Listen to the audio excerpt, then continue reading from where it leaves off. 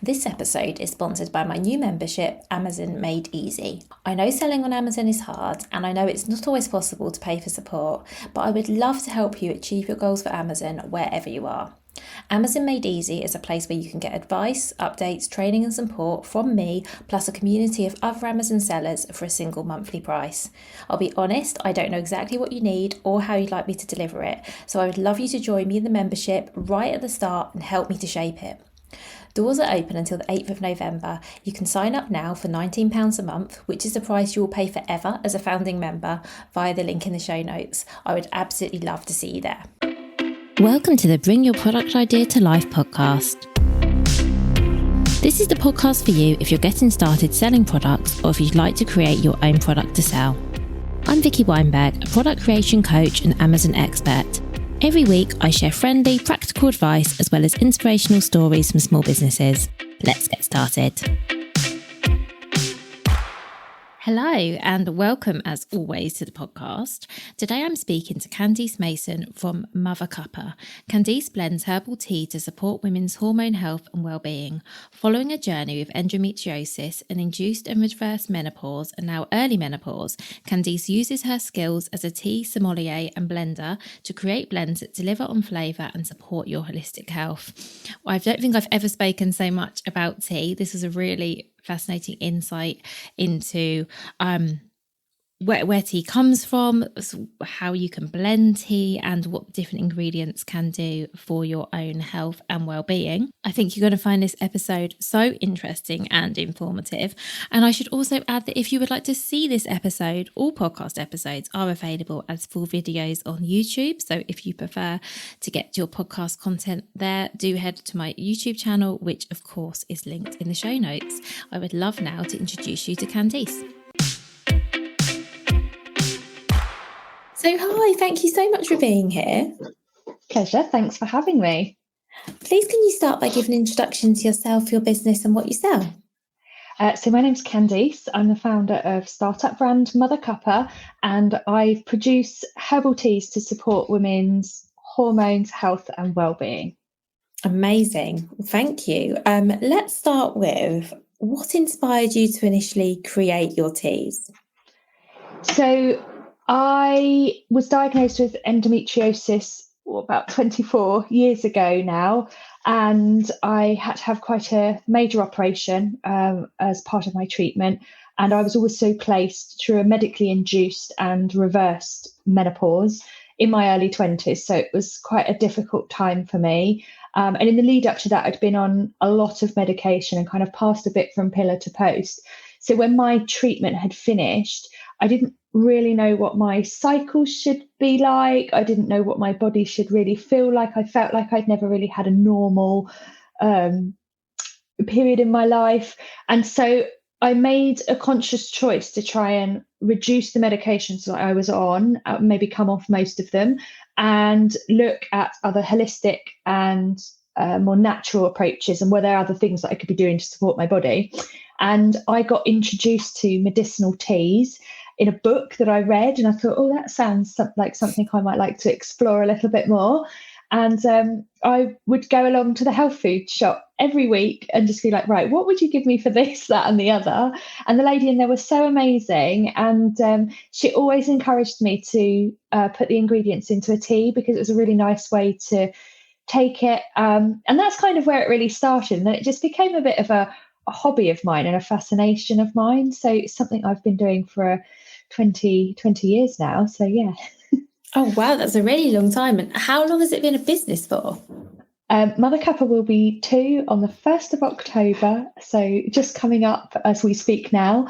It's been an eventful 2 years. Really what happened was in that first lockdown, I was in a really stressful position, and it was a really difficult time. I think, like for lots and lots of people, everybody's got their own lockdown story, haven't they? I really started to struggle with sleep issues and anxiety, which I'd put down to being stress related because of the circumstances that we're in. But when we started to come out of that normal life, nothing seemed to improve, and some things were changing with my cycle, and just something wasn't right. So I finally got myself off to the GP, who ran some tests and did some blood tests and said, no, you're in early menopause, and probably as a result of some of the treatments that I've had, and the fact that I always seem to just have problems related to how that part of my body works. And I think when you're told you're in early menopause, I don't know about other people, but it made me feel really like a little bit old before my time, and I wasn't quite ready for that yet. And I had a little bit of a wobble and a moment, and just felt like, okay, what am I doing with my life? I don't want to really go back to doing the things that I was doing before, and I feel like I'm about as far away from the things that interest me. Probably very similar to a lot of ladies who reach that sort of midlife phase and start to question what they're doing. And I always knew I wanted to launch a business. So through a little bit of time, Mother Cuppa became the natural next step for me. And thank you for sharing that. And I'm so sorry for everything you went through to get there. Well, do you know what? I think it's a good thing. I think I can look back on it now and think it's a good thing. I maybe didn't think that at 3:00 in the morning over several sleepless nights. But yeah, no, look, it's the right chapter for me. And I think things do happen for a reason. And I think this is part of my journey. And so it's just helped me go to the next step, really. Yeah. And it's amazing that something that's been a hobby for such a long time, by the sounds of it, is now something, that this is now your business. I think that's amazing. Yeah, I feel very lucky. And it feels like it's meant to be as well, as you said, because it sounds like this was something you were already spending a lot of time thinking about and looking into. Yeah, I never anticipated it being a business, because I think sometimes your hobbies are the things that you want to protect, and they're your free time and your kind of downtime. So it wasn't a conscious decision that would always be a business, but it makes complete sense to me. And I'd retrained as a tea sommelier, and I was specialising in blending, and I'd gotten myself involved in sort of volunteering on tea tasting awards and things like that. So I'd already started to move around in that circle. And when I knew I wanted to launch a business, and I think because I'd been sort of having this feelings of, oh my goodness, I'm a little bit old before my time, I haven't done all the things I wanted to do. It just all sort of came together, really. And I feel very lucky to be in this position. But launching a business is not easy. So I don't want to sugarcoat the fact that, I've got this 20-year passion and I've just turned it into a business overnight. Lots of work goes into that. Oh, I know, absolutely. And I know we'll get into all of that, because absolutely. First, though, I would love to know, what is a tea sommelier? I don't know what one is. Sorry for being so ignorant. No, please don't. And I get asked that a lot. So you may well have heard of wine sommeliers. Yes. Tea sommeliers are really similar. So wine comes from grape. Tea comes from one plant, the Camellia sinensis plant. And very much like your red grapes in wine, depending on where it's grown in the world, what terrain, what temperatures, above sea level, below sea level, will start to produce different types of wine, and you get them very regionalized. Well, tea is exactly the same. And so you can get a tea from India that will be tasting very different to the one that you get, grown in the hills, mountains of China and places like that. So a tea sommelier understands the history of the tea industry, and also more around the flavors, what you'd expect from different regions and different areas, and is able to advise and offer expertise on that. So, for example, a tea sommelier may work with the likes of Tetley, helping them provide, a consistent range of teas across their ranges. They may advise lots of hotel chains use tea sommeliers to try and get their products right in, big sort of fancy hotels. All sorts of bits and pieces that you can get involved in. To be a tea sommelier in the UK is fairly unique. You will meet a lot of people. I met a wonderful lady recently who specialises in Japanese teas, and her whole profession is solely around Japanese tea blends. Now, I chose to go off a slightly different angle and focus more on medicinal and herbal ingredients. And what I learned through that is the history of certain teas, what they've been used for in terms of medicinal purposes over the years.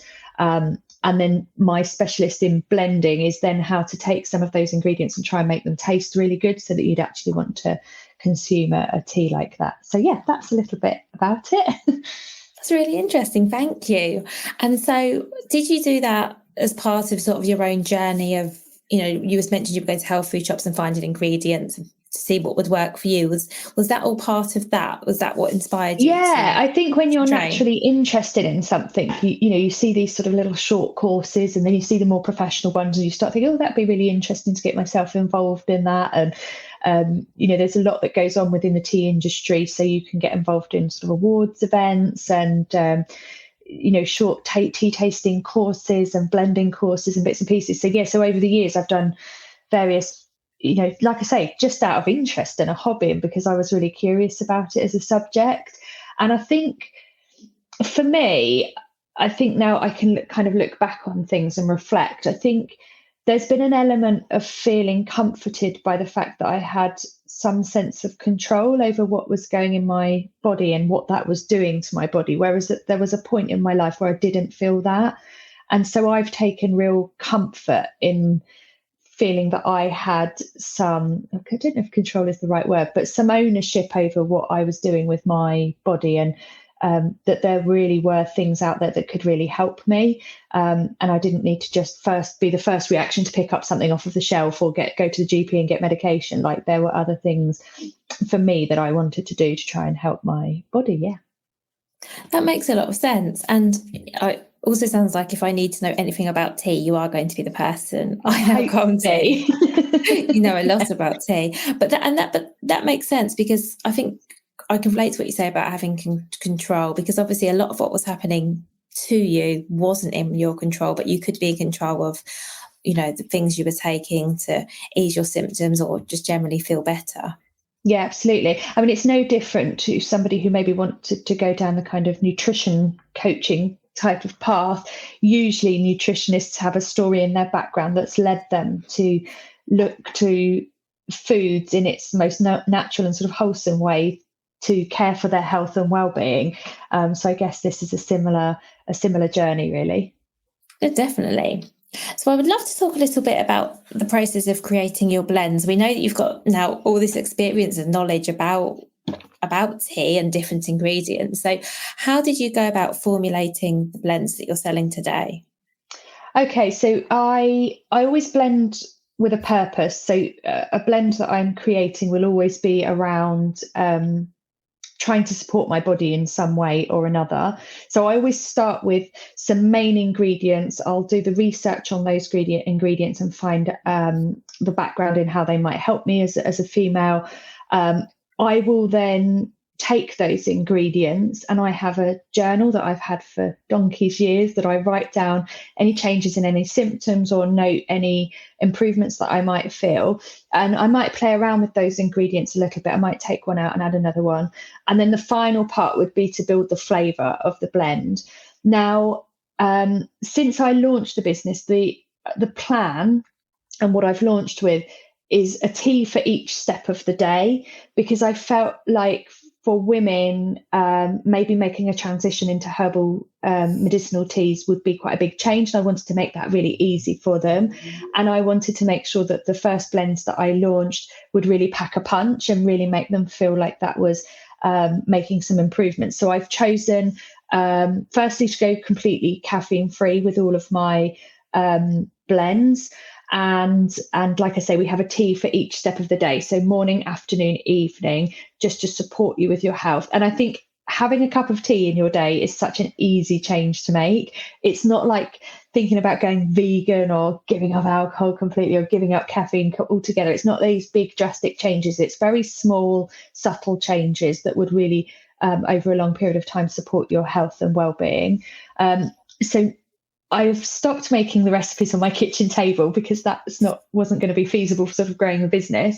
So I'm really pleased. I work with a blender in the UK, a colleague of mine, and what they do is they take my recipes and help me mass produce them. and we've put them into tea bags, again, purely from convenience perspective, to support a nice, easy way to add to your health. But the great thing about the blenders, and the bit that I wasn't able to do on my own, was that they go out and vet all of the farms. So we have to purchase the ingredients very seasonally, depending on the time of year, and we get them from different farms. And so the fact that they go out and vet them and they have their own auditing requirements means that we can literally trace every single ingredient back to its farm and where it comes from. And that was really important to me, because when we're thinking about medicinal plants from a health perspective, we want to have the really best quality and make sure we know where it's grown, what's in it, and where it's coming from. And the other thing is that the tea industry doesn't necessarily have the best reputation for sort of ethical considerations. Often in fairly deprived countries, there's not always the same care given to the people that are working for them. So by working with the blenders, I have a great understanding that they really care about those things that would be important to us as a brand. So yeah, that's where we're currently at. So we're working with that blender at the moment. Oh, that's amazing. Thank you. Thank you for sharing all of that. So that was one of my follow-up questions, was how you were actually physically making so much tea. But I guess when it transitioned from being something for yourself to being something that you were selling, I guess it's just not feasible to just keep making them in your kitchen. No, and also there are certain ingredients. So there's different grades of ingredients. So I have chosen, for the business's point of view at this stage, to start with medicinal grade ingredients, which means that they don't interact with other people's medications. You can take them, when you're under any treatments, or if you were pregnant, or, they are free for everybody to take. When you start working with supplement grade ingredients, and there really are some amazing ingredients that I would love to work with in the future for my ladies, but that starts to dip into quite a different realm. And from a business perspective, there was a lot more legislation and challenges to get through. So as a brand, it made complete sense. The purpose is to start with trying to get people to drink more herbal teas and medicinal plants, and have a better understanding over natural health. And potentially further down the line, we might be able to add some of those more sort of specific supplement grade ingredients. That makes sense. And I guess working with a blender will allow you hopefully to do that in the future as well. Exactly. Yeah. So we've touched on this a little bit, Sarah, but I would love to know more about how your teas are different to other tea brands. Yeah, that's a really great question, and I get asked that quite a lot. So do come and check out. I've got a really great video on Instagram on my page, which cuts open the tea bags and shows you what's inside them. And I think that's a really good starting point when you're thinking about herbal teas from a health perspective. So what we want to have is the big chunks of ingredient, lots of big chunks. What you find in your supermarkets is very cleverly marketed blends, but actually when you cut open the tea bag, it's very dusty ingredients and not necessarily the best high quality. So from a health perspective, you want as much of the whole chunk of ingredient. I focus on ingredients that specifically would help women's health and hormones. So for each blend, there's slightly different ingredients for that. And I've really focused on talking about those and the benefits of those. And we use completely sustainable packaging. So the tea bag, the string and the tag is 100% compostable and biodegradable. The wrapper that it comes in is also compostable and biodegradable, and we use water-based inks on the packaging. So that, again, you will still find on your high street shelves lots of brands using plastic in their tea bags. Sometimes they're sealed with plastic, sometimes the string is attached with a plastic glue. And what happens with that is you end up with lots of micro and nano plastics in your system. So when we're thinking about hormone health, that is not really a great thing to have in your system. So I would say those are the reasons that I'm different as a brand. Oh, thank you for those. And I've seen the video on your Instagram of you cutting open the tea bags, and we'll make sure we link to your Instagram in the show notes for this episode so people can see it. Because that really did strike me that when you were cutting open a different tea bag and there was lots of powder falling out, because I guess there's no real way of knowing what that is. And I did see with yours, there were great big chunks. So you could actually probably, if you it's a knew really more powerful video, isn't it? Just to really show really clearly. Yeah. Now, I still don't know what any of those things are, but someone who knew a bit more than me would probably be able to identify different ingredients by looking at the leaves or whatever. So I think, that did make a big impact on me. And it's great as well, I have to say, I think that they come in bags, because I've taken herbal teas before, where you have to put them in the little, I forget what you call it, the little thing that looks like the infusers. Yeah. And that's just another step that, I don't know if this is just me, but I found that another step that would mean that I wouldn't actually do it. 100%. Like I really thought about that when we were launching the brand, because I'm traditionally at home, I would drink pretty much loose leaf tea. But the reality is I'm the same as you. You know, I'm a woman working, kids, dog, whatever else going on in my life.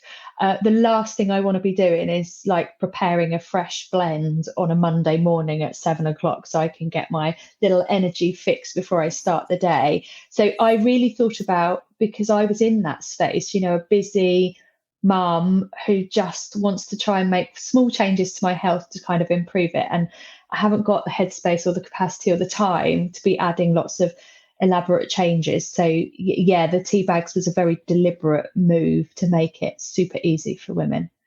Oh, it definitely does. And so that's another question, actually, if you don't mind me asking this one, because I haven't prepared you for this question. It seems like you've got a really good idea of who your customer is, so who your teas are for. Do you think, has that helped you, or how has that helped you as you've been looking to transition to selling your products as a business? Do you know, social media makes you want to, or is you basically, to make social media work, you have to have a very clear niche. You can expand on it as your business grows and evolves, but to begin with, you absolutely know you have to know who you're talking to. And so I felt very clear from the beginning, I was talking to women just like me. So either they're being told they're in perimenopause, they're thinking that that's where they are, or they've got hormone conditions. Those were my people. So when I very first launched, that is the only people I talked to. And I think there is a fear that if you don't try and talk to everybody, you're going to miss out on some people. But that isn't actually the case. What happens is very naturally, people start to ask you more questions. So they don't necessarily, some people will just write it off and think, oh, they're talking about menopause. I'm nowhere near that. I'm out. But actually what I've noticed is I started to get a lot of younger people coming forward and saying, well, Candice, I haven't had endometriosis, but I've got polycystic ovaries, which is really a similar journey to what sounds like what you've been on. So have you got something that would help me? And I also I remember being at an event, and a gorgeous little 16-year-old young lady was reading my story, and she said, oh, I don't know if this is me, but my periods are awful, and this is what's happening to me, and I'm having to take time off of school. And I was able to offer her advice based just on my experience, and say, well, why don't this might help you, give it a go. And even today, I've had a lady messaging me saying, I'm sort of approaching that age, but actually I'm currently pregnant. So is it something that I can still consume? So I think whilst I, in the beginning, really had a very clear audience that I was talking to, it's slightly evolved by itself, where women are more interested in and starting to question that. But what that means now is that I have several different personas of people I know I'm talking to. I have a very, very large number of people who are exploring becoming caffeine free or reducing caffeine for varying reasons. I have a small cohort of ladies who are undergoing breast cancer treatment who aren't able to take caffeine. So the personas have slightly grown a little wider, but I'm still predominantly talking to women like me. But that is so interesting that the people you're reaching has grown by you focusing on a targeted niche of women like you. So obviously you're still attracting people who are interested in what you're selling and want to know more. by being really targeted. And I think that's just a really useful thing for people to hear, because there is that famous quote, what is it, something about if you're talking to everyone, you're talking to no one. Yeah. Because it can be really tempting. So at the beginning, I'm thinking that if you had started trying to reach ladies who are approaching menopause and teenage girls with difficult periods and people undergoing cancer treatment and people who wanted to stop consuming caffeine, if you were targeting all of those people, you probably would have reached very few of them. Yeah. Because I think the algorithms like to know who it is that your content is for. 100%. I did in my first 6 months after launching. I did my first ever face-to-face event, and they've proved to be really beneficial to the business because it means people can try the product. You get that time to talk about the product. And there was a couple of things that I took from that that's really helped me in my communications online and in email. Is all of the conversations we were having, I tried afterwards to make notes and bullet point, like what did I tell them about that ingredient and what were the questions they were asking me. And I turn all of those questions into a frequently asked questions document on my computer. And so that really started to form some of the first parts of my content. And it's no different to me sitting down with a group of my girlfriends, having a cup of tea, going out, and we're chatting about all the things we're chatting about at this stage of life. Or, we might say, oh gosh, our periods are really starting to change and they're starting to become too heavy. Or have you ever noticed this? Or what's the development of your relationship with your children as you're growing up and this phase of life? And, my daughter's just gone off to uni. So, you're starting to talk about those things. So really, I've tried to think about my social media and my messaging around those conversations as if I was with my girlfriends having a cup of tea on a Saturday morning. So it's proved to be a good way. And I think what that has meant is two things. I think people have really felt connected to the brand and me as a person, but that it's been really relatable for people. Like they could totally relate to those conversations. Yeah. And it also sounds like because you're going out and meeting your customers, you've got an idea. Well, you probably have an idea for yourself, as you say, from just your own life and relationships, the things people are talking about. But I guess it's also really good because you're meeting your customers and you can just get that confirmation of, yes, this is something they're interested in. And I'm sure they also ask you questions, and you just finding out more and more about the people that are buying your products. Yeah, it's really made a huge difference. And it's something that is so difficult to do online, is to really connect with your audience. I once listened to some marketing guru years and years ago, and he had, I can't remember what he called it, but it was basically time on a Tuesday or something ridiculous. And he would spend an hour on a Tuesday ringing up clients. And so I think if I didn't do the face-to-face events, I would absolutely do that. I would pick up the phone. And there have been a few people that have come through and purchased online that I cannot work out how they found me. So I've just dropped them an email and said, and it's a really personal email from me. It's not one that goes out to my audience, but it's just, I'm just letting you know, my name's Candice. It's wonderful to have you here. Really pleased you're part of the community. If you've got any questions about the tea, and it literally only takes a few minutes, but it makes a really good connection with certain clients. And also every order that goes out has a note that goes with it that is printed and typed, but I might add a more personal note onto somebody's order, especially if, for example, I had a lady the other day, it was her 30th time that she'd ordered from me, which I've only been going 2 years, so she's been with me since pretty much the beginning. And I celebrated that with her and just said, I wouldn't be here if it wasn't for people purchasing like you. So thank you. I'm just thinking it's to be a bit creative about adding elements of personalization into e-commerce. That's really nice. And I like what you said about, I've heard that advice before about I can't remember who it was. It might have been, what's his name, Gary Vaynerchuk or someone who was talking about phoning up customers. It was someone in that space anyway, because I heard that as well. And I think nowadays it's harder, isn't it? Because most of us don't want to get a random phone call from someone we don't know. But anything you can do to talk to people, like those little touches, like leaving a note or sending an email, is really nice. Yeah, I listened to a lady the other day, and her motto was, "What would John Lewis do?" And it reminded me of an experience that I'd had where one of the John Lewis vans had caught my car in a just a genuine accident, what have you. And the driver's like, "I'll fill in this paperwork and they'll be in touch." And they called me and talked me through every step of the process. They were really apologetic. They went above and beyond. They could have argued that. They could have ignored it. They could have pretended it didn't happen. I could have had to have fought to get a car repaired, but they led that whole thing. And when this lady was saying last week, what would John Lewis do? I thought, I know exactly what they'd do. And I think we can take a lot from those bigger brands that are doing it really well, and also the brands that are doing it really badly, and think about how we could be better in our businesses for our customers. Absolutely. That's a really good reminder, actually, that when you have a really positive customer experience, because let's be honest, it doesn't happen every day or even every week, but when it happens, it's just really nice to remember.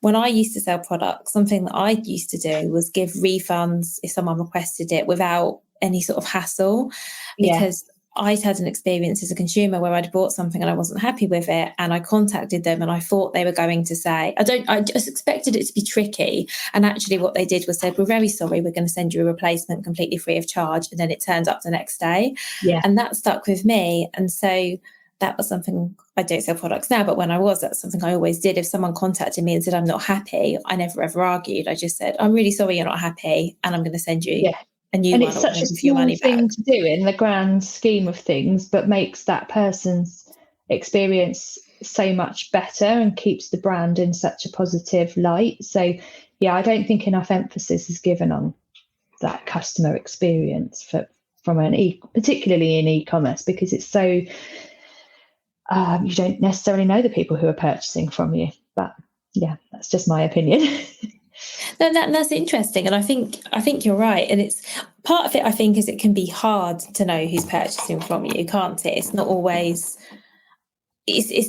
obvious, but I think there are definitely ways now that you can find out. You can find out more about your customers. Yeah, definitely. I mean, even every time I get a new follower on my Instagram page, it's a pre-typed out message, but I don't have it automated. I go in and personally adapt the message if I need to, but it's a welcome message, and it's a bit more about, tell me how you found me, what's going on in your life that interests you in looking at natural health, and by the way, these are my hobbies and the things that I love. Tell me a bit more about yourself. And not everybody replies, but loads of people do. And so you're already building up a connection before they've even made a purchase. They're just sort of starting to build that relationship with you. But I think that's what you would do if you walked, if you were face to face in an event, or if you were at a networking event, somebody wouldn't come and say hello and you just ignore them. You would try and build some sort of connection with them. So I think it's about how can you do that in a digital space. You've mentioned events a few times, and I'd love to talk to you about this a bit more, if that's okay, because I have seen, because I've been following you and I've seen where you've been this year. That sounds a bit creepy, but you know what I mean. I've seen that this year. So, for example, you've been at CarFest. I've seen you've been at Happy Place. These are like really big events. I'd love to know how, why, when. All the big decision for the business, because naturally, when you're a startup brand, money is always the biggest challenge and cash flow is the biggest challenge. But I could have started on my local market. I mean, ultimately, I've got a product that I need to get people to taste and try, because it doesn't taste like what you're used to in terms of herbal tea. And I get told that all the time. So as soon as I was hearing that, I was like, okay, we need to get this out to more people. It's a big risk paying out for some of those bigger events. And I'm really lucky that nearly all of them have paid off. I've had a couple that haven't. But what I've really thought about in order to make those work is my attitude to it. So the first thing is, those are marketing opportunities for me. And so ideally I need to break even. So any profit made at those sorts of events is a really good bonus. And there's been, particularly the Happy Place Festival, it just exploded my brand. But the bit that I then really thought about is what can come after the event. So I set up an email flow that was linked specifically to people that I met at the event. So if they made a purchase, I was capturing their email address, and I was explaining to them, I'm going to add you to my mailing list, and it'll tell you a little bit more about business. People loved hearing that it was a startup brand and wanted to follow along with that journey. So the email flow for them was very nurturing following the event. So it would follow up, great to meet you at Happy Place. What an amazing event. My favorite speaker was such and such, it's personalized. But within that, there are opportunities for me to try and retain them as a client, or I keep calling them clients, really they're customers, but but would you like to leave a review if you've really loved the blend, and explaining to people this really helps the business because other people can see that it's, you're enjoying it, and I'll give you a little thank you discount code. I also included in there, if you're loving the blends and you'd like to share it with your friends, this would be an amazing way to grow the business and spread the love for Mother Cuppa. And my final bit was to try and encourage them to become subscribers to the business, which has been the goal, because when we've got subscribers and we have a regular subscription-based model, we have a base of income, and so then we can grow. So I decided not to start with £50 markets and to go all in on the business. Like, I really wanted this to become an established brand, and it meant I needed to find myself at places that had the same brand ethics and considerations as I do. It is really bold, and that's why I wanted to ask you about it, because a lot of people, and there's no right or wrong here, by the way, but a lot of people do start off at smaller local events. And when I realised you'd been in business for a few years and you were at CarFest and Happy Place, I was like, wow, that is a really bold move. But I guess that comes back to you knowing who your customers are, because I guess by knowing who your customers are, you knew that they would be at these events. Yeah, 100%. I mean, I actually remember sitting before I'd even launched the business and was like, where do you find women 35 to 50? Where are they hanging out? Where are they hanging out? Are they in the coffee shops? Are they at the gym? Are they in the wellness space? A load of my customers are into yoga and Reiki and sort of those more holistic things. So that's really thinking about, where are my people hanging out and how can I get in front of them? I mean, I did an event with a smaller company, which was a fitness event. It was 400 people, but it was 400 women only. And it just was the best place for me to be. I also got invited to do Tropic Fest, which is the skincare brand Tropic. They do an event for their ambassadors, and it was a field full of women in that age who love natural skincare. So they were, again, very aligned with the type of ladies that I was talking to. So I've really thought about that. Yeah, you can tell, and that's really smart, because it does feel like a big risk. And as you say, as a startup, I don't know how much it costs to be at these events. It's a massive risk. It's going to be more than a small event, but I guess it's more of a calculated risk if you know there'll be X amount of people there and a certain percentage of them will be your ideal customers. I mean, I did one event. I won't name it publicly because it's not fair. There were some problems in the booking process and whilst I was at the event, and it wasn't a hugely great experience. And I thought I knew who that audience was. And then when I arrived, it was a little bit different to what was originally advertised in their brochure. And I lost quite a bit of money on doing that. I did gain some really good customers out of it that continued to come back to me. So it wasn't completely wasted.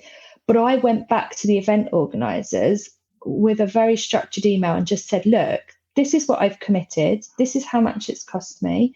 I'm telling you, this is how much products I sold. There's this massive, great big gap. And this was my experience. And it wasn't quite what I was expecting. And is there anything that you can do? There was a little bit of toing and froing on emails. And then they finally picked up the phone to me. And I was like, look, I'm a startup brand. I'm not, if you want brands like me to come to your event, I can't advocate it right now out there to my other startup colleagues and friends. So they gave me then a heavily discounted space on their follow-up event. So it worked out well, and I will end up breaking even as a result of both of those. So I think make some risks, but also know that those places need you as much as you need them. And it's just about, again, building a relationship with them so they want you to come back every year on year, really. And it's really great that you said that as well. First of all, that you went back to them and said, well, actually, this was my experience and it wasn't what you set out. Because I think a lot of us are dissatisfied with service we receive in all kinds of places and just go, oh, okay, that happened. But as you say, it's really, I like the fact that you thought about the fact that it's useful for them as well, because you're right, they do need you as much as you need them, because presumably they can only put on their events if they're having people paying to be there. And one of the events, they're in their second year as well. So, you know, some of these events are brand new. In fact, they'll ring me up and say, oh, Candice, you know, what do you think?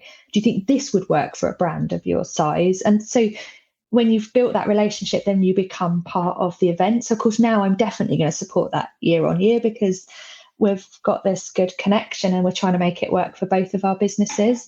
They're not all like that, I have to say.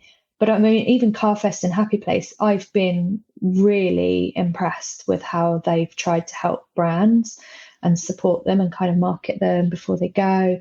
I mean, Happy Place Festival allow a backlink into your website. So, of course, all the traffic that's going onto their website can come onto yours if people are clicking the link, which as a startup brand is such an amazing thing to give your website that authority. So, yeah, some good things going on out there. And I think, don't be put off, just plan that your audience is there, that you know what sort of money you want to make, that you've got enough stock for that.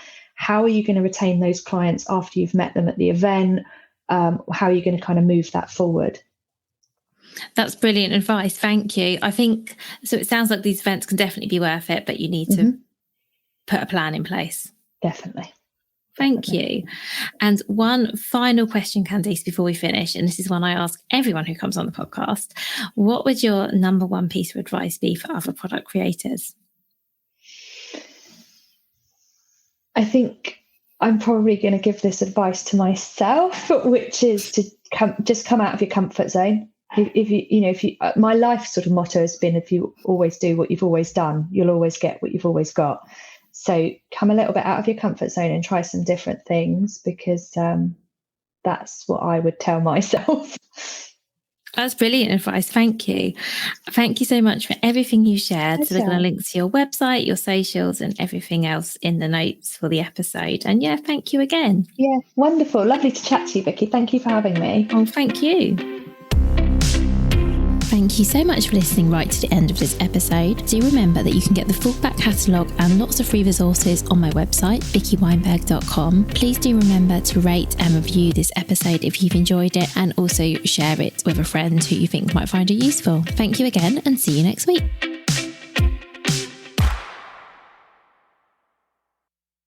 Something I get asked a lot is what software I use and the software I recommend when working with Amazon.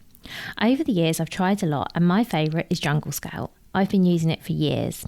Whether you're looking for products to sell, carrying out research to find out whether there's potential for your product, identifying keywords for your listing, or you want to know what your competitors are up to, if you're selling on Amazon already, or if you're planning on starting in 2023, this is a tool I recommend and I use it daily. It can do all of the above and much more. I have some special offers available for podcast listeners. If you go to get.junglescout.com/Vicky, that's Vicky with an I, you can access a whole suite of best-selling tools for building and running a successful Amazon business. That's get.junglescout.com/Vicky with an I.